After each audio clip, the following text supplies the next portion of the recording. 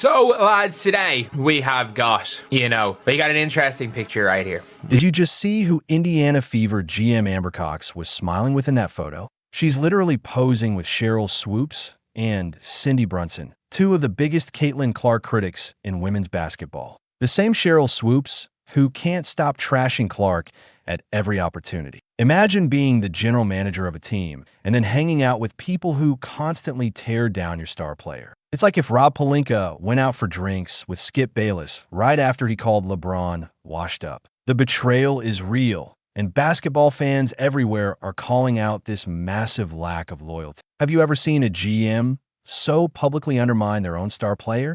This photo of Amber Cox posing with Cheryl Swoops and Cindy Brunson isn't just awkward. It's a complete betrayal of leadership principles. Look at what's happening here. The general manager of the Indiana Fever smiling alongside two individuals who have consistently tried to tear down Caitlin Clark, the franchise's brightest star. This isn't just a casual photo.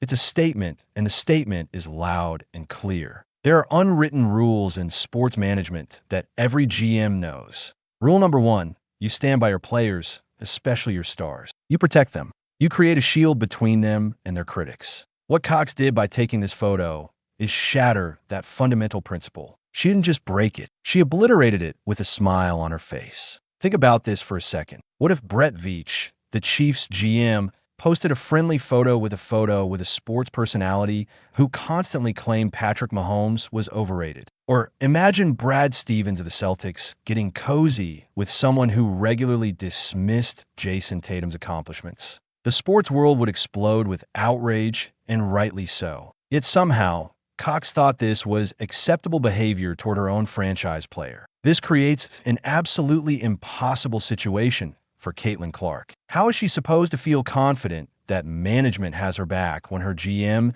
is literally posing with people who have tried to diminish her at every turn? The psychological impact here can't be overstated. Every time Clark steps onto the court, she now has to wonder if the very organization that drafted her is secretly signing with her critics. And the timing? It couldn't possibly be worse.